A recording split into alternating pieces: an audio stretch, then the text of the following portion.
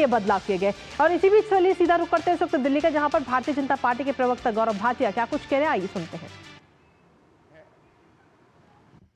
उनका असली चेहरा अगर कुछ है तो वो नमाजवादी है। ये नमाजवादी बाबा साहब का संविधान नहीं चाहते हैं। ये नमाजवादी बाबा साहब के संविधान का सम्मान भी नहीं करते हैं। इनको तो चाहिए केवल शरिया कानून, इनको चाहिए हलाला। इनकी समझ है कि केवल एक धर्म विशेष का सशक्तिकरण होगा, और जो आदरणीय प्रधानमंत्री श्री नरेंद्र मोदी जी की सोच है कि दलित, महिला, पिछड़ा समाज, इसका सशक्तिकरण हो, इसका नाश करने के लिए कोई आगे आ रहा है तो यह कहना गलत नहीं होगा वो आरजेडी और तेजस्वी यादव हैं। तो मैं इस मंच से इतना जरूर कहना चाहूंगा कि आप शरिया शरिया शरिया करो और भारतीय जनता पार्टी संविधान संविधान संविधान की बात करेगी। यह बड़े दुख की बात है जिस तरह से कल 9वीं फेल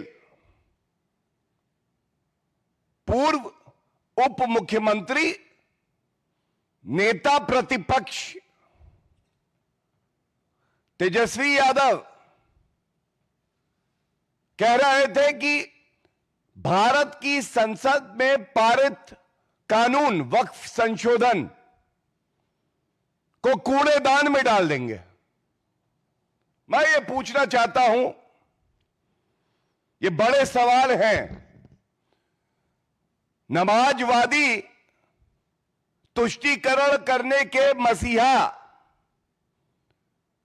मौलाना तेजस्वी यादव जी, ये बताइए हमें, आप संविधान कभी पढ़े हैं? कभी उसकी मूल भावना को चरितार्थ किया है?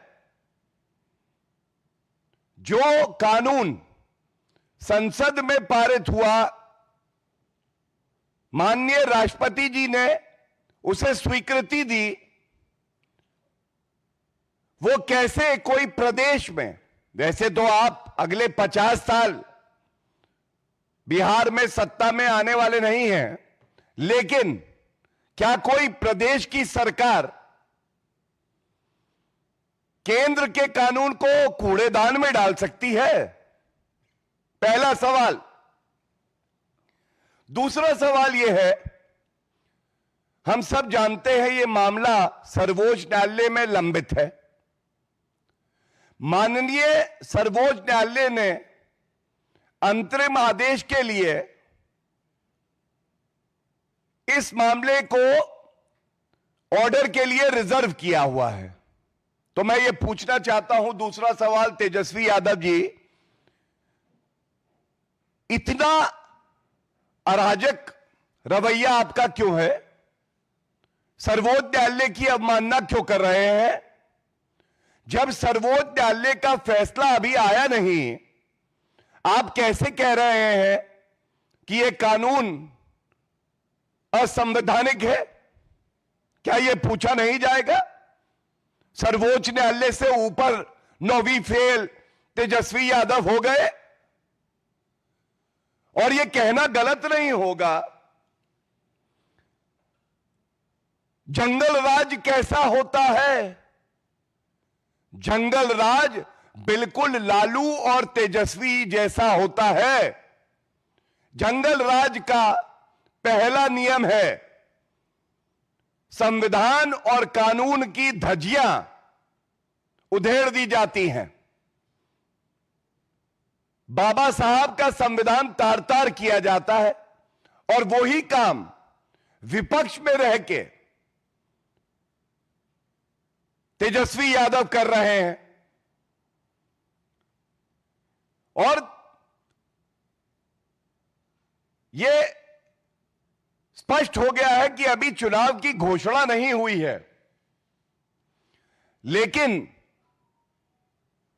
आरजेडी, तेजस्वी यादव और लालू प्रसाद यादव के मन में क्या है? सांप्रदायिक राजनीति करेंगे। जैसा मैंने कहा, हम संविधान संविधान संविधान कहेंगे, वो शरिया शरिया शरिया कहेंगे। ध्रुवीकरण करो, हिंदू मुस्लिम करो, सांप्रदायिकता के बीज बो दो। सांप्रदायिक दंगे चाहते हैं ये लोग। मैं सवाल पूछता हूं तीसरा, क्या तेजस्वी यादव ऐसे मंच पे थे जहां पे सरकार से सवाल पूछे जा रहे हो रोजगार पे, विकास पे, कानून व्यवस्था पे? नहीं, तेजस्वी यादव ऐसे मंच पे थे जहां बात हो रही थी शरिया कानून लागू करने की, जहां हमारे संविधान के तहत एक कानून पारित हुआ और उसको कूड़ेदान में डालने की बात हो रही थी। तो एक बात जान लीजिए तेजस्वी यादव, बिहार की जनता, भारत की जनता यह सुनिश्चित करेगी कि जो बाबा साहब का संविधान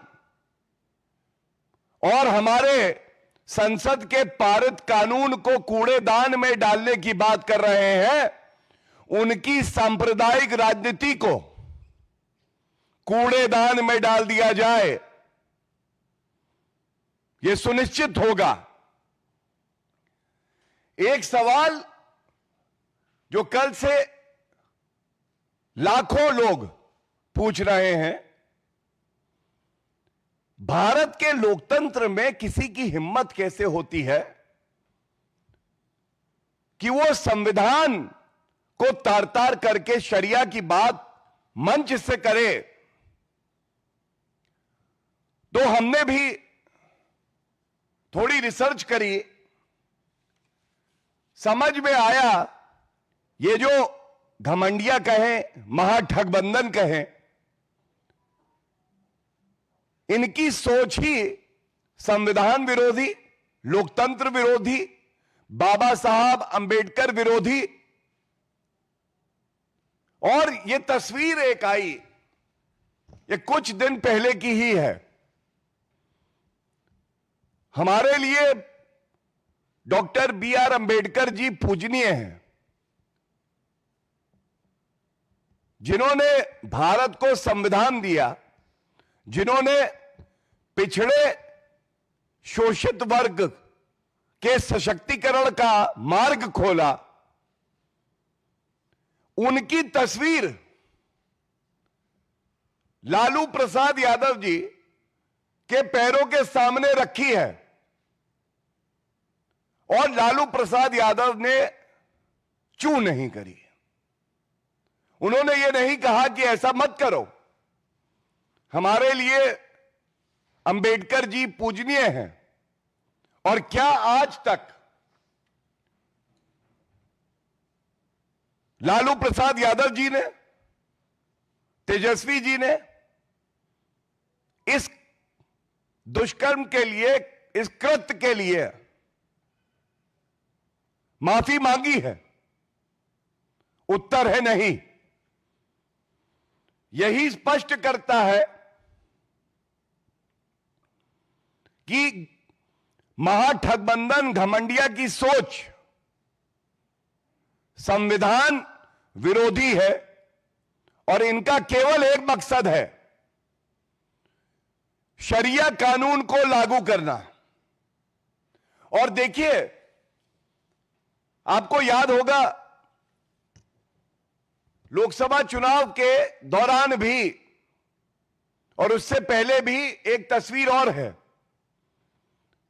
ये जंगल राज आरजेडी के साथी कांग्रेस पार्टी और राहुल गांधी हैं। वो बैठे हैं आराम से ठाट से कुर्सी पर। नीचे तस्वीर है बाबा साहब अंबेडकर जी की। यह केवल एक मामला नहीं था, ऐसी तमाम तस्वीरें हैं और ये तस्वीरें पूरी कहानी बयां करती हैं। कहानी एक प्रयास की जिसमें यह भारत को एक इस्लामिक मुल्क बनाने का प्रयास करना चाहते हैं। इनकी सोच इतनी जहरीली है कि ये शरिया कानून लागू करना चाहते हैं। ये नमाजवादी लोग, इनका संविधान से कोई लेना देना नहीं है। और मैं आपको एक और तथ्य बता दूं, 2024 के लोकसभा चुनाव के दौरान कांग्रेस का मैनिफेस्टो आया था। कांग्रेस के मैनिफेस्टो को सभी घमंडिया के घटक दलों ने स्वीकारा था। आप याद करिए उसमें क्या लिखा था। उसकी रूपरेखा भी बिल्कुल ऐसी ही थी। शरिया कानून को लागू करेंगे, पर्सनल लॉज लागू होंगे, आरक्षण धार्मिक आधार पर दिया जाएगा जो गैर संवैधानिक है। मैं आपको प्रश्न बता सकता हूं, लेकिन केवल इतना ही कहूंगा, ये जो जहरीली सोच है इसके खिलाफ भारतीय जनता पार्टी, एनडीए के सभी घटक दल, जेडीयू अपने प्राण त्याग देगी, लेकिन इनके जहरीले मंसूबों को सफल नहीं होने देगी। और इसी के साथ जब बिहार की जनता तेजस्वी यादव को यह नहीं कहती कि वो समाजवादी नेता प्रतिपक्ष है, बल्कि वो कहती है कि ये नमाजवादी शरिया प्रेमी है, और वो भी 9वीं फेल। इसकी वजह है, क्या तेजस्वी यादव को यह नहीं चाहिए कि वो और किसी के बयान सुने ना सुने, जनता के मन की आवाज को पहचाने या ना पहचाने, लेकिन आरजेडी के सर्वोच्च नेता अपने पिताजी चारा घोटाले में दोष सिद्ध लालू प्रसाद यादव जी का वक्तव्य तो सुने। लालू प्रसाद यादव जी ने संसद के पटल पर 7 मई 2010 को क्या कहा था, ये उनके शब्द हैं, शब्दशाह आपके समक्ष रख रहा हूं। वक्फ बोर्ड ने सरकार और आम लोगों दोनों की जमीन हड़प ली है। इस पर नियंत्रण के लिए सख्त कानून की जरूरत है। भूमाफियाओं का अड्डा है वक्फ बोर्ड, ये लालू प्रसाद यादव जी कह रहे थे भाई। अब आप मुझे बताइए, लालू प्रसाद यादव जी स्वयं मानते थे वक्फ बोर्ड भूमाफियाओं का अड्डा है। वक्फ कानून में संशोधन किए गए, सुनिश्चित किया गया कि मुसलमान जो बोहरा समाज से आते हैं, आगा खानी हैं, उनका भी सशक्तिकरण हो, महिला सशक्तिकरण हो, पारदर्शिता बढ़े, एक समानता आए। तो इस पे अगर तेजस्वी यादव भड़काऊ सांप्रदायिक बयान दे रहे हैं, इसका केवल एक ही मकसद है, और वो मकसद है समाज को बांटना। अगर आज हमारी सरकार बिहार में विकास की बात करती है तो ये शरिया कानून की बात करते हैं। अगर हम बताते हैं कि हमने युवाओं को रोजगार दिया, इंफ्रास्ट्रक्चर बनाया, तो ये कहते हैं कि नहीं, बहुविवाह महिला सशक्तिकरण का रास्ता है। ये कहते हैं हलाला ठीक है, आरक्षण होगा तो धर्म के आधार पे होगा। दलितों का, पिछड़े समाज से जो भाई बहन आते हैं उनका हक छीन कर, जैसे कर्नाटका में किया, हम केवल मुसलमानों को दे देंगे। ये सवाल संवैधानिक है, शुचिता के हैं, और ये बिल्कुल पूछा जाएगा। क्या आज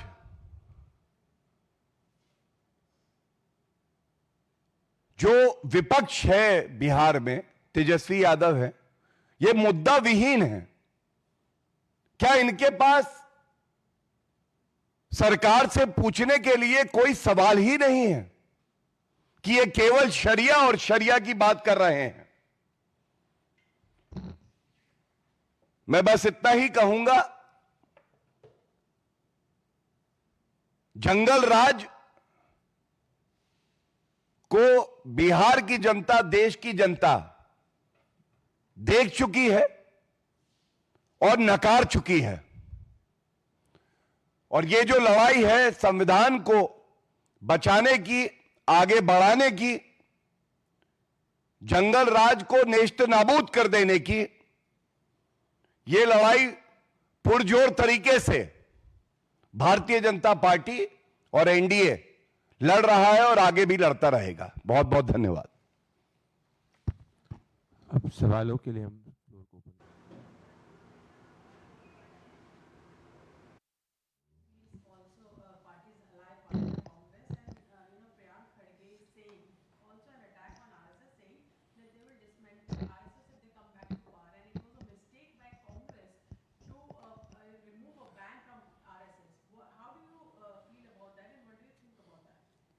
प्रज्ञा ji, I take that question, but आज की पीसी पे अगर कोई प्रश्न हो तो पहले वो लेना चाहूंगा, फिर मैं आपके प्रश्न का उत्तर दूंगा।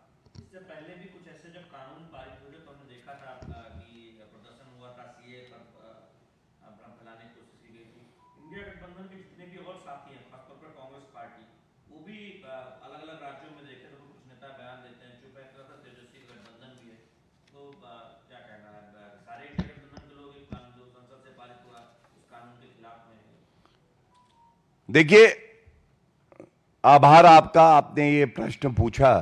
मैं इतना ही कहना चाहूंगा, एक विकास का मॉडल है एनडीए का, भारतीय जनता पार्टी का, दूसरी तरफ जंगल राज और अराजकता का मॉडल है, चाहे वो आरजेडी हो, चाहे घमंडिया हो। और अगर संसद में पारित कानून कोई प्रदेश की सरकार कहे कि हम लागू नहीं करेंगे, तो क्या यह संविधान का सम्मान है? तेजस्वी यादव जी संविधान की शपथ लेते हैं कि मैं संविधान की जो मूल भावना है उसकी रक्षा करूंगा, और उनकी हिम्मत कैसे पड़ती है? वो कहते हैं जो कानून संविधान के तहत पारित हुआ, जो अभी लागू है, जिस पे सर्वोच्च न्यायालय ने भी रोक नहीं लगाई है, उसको कूड़ेदान में डाल देंगे। और ये अराजकता का मॉडल, अगर मैं एक और उदाहरण दूं, अब याद करिए, इसी तरह से सीए लागू हो गया। ममता बनर्जी ने कहा था सीए हम लागू नहीं करेंगे और देश में गृह युद्ध हो जाएगा।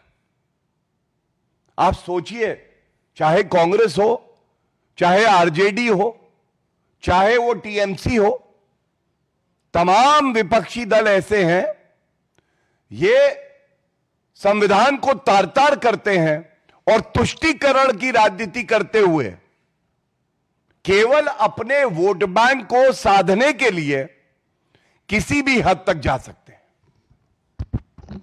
कोई और क्वेश्चन, कोई और सवाल? ऐश्वर्या जी।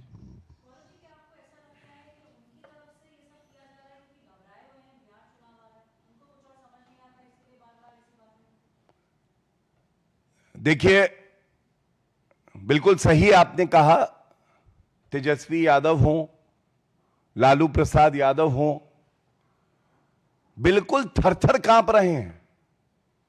इनको जो जमीनी फीडबैक आ रहा है, ये जान गए हैं कि बिहार में इनका सुपड़ा साफ होने जा रहा है। इसीलिए सबसे पहले इन्होंने प्रयास किया है कि मुसलमानों का जो वोट है, जिनको ये अपना वोट बैंक मानते हैं, उसको जोड़ लिया जाए, चाहे समाज टूट जाए, चाहे सांप्रदायिक दंगे हों, चाहे सौहार्द बिगड़े। लेकिन एक बात स्पष्ट है, एक नया कीर्तिमान बनेगा। बिहार में पुनः बीजेपी और एनडीए की सरकार बनेगी। और जैसा मैंने कहा, नमाजवादी शरिया प्रेमी तेजस्वी यादव कोई बयान दे ले, कितना भी तुष्टीकरण कर ले, कमल ही खिलेगा, एनडीए की सरकार ही बनेगी बिहार में।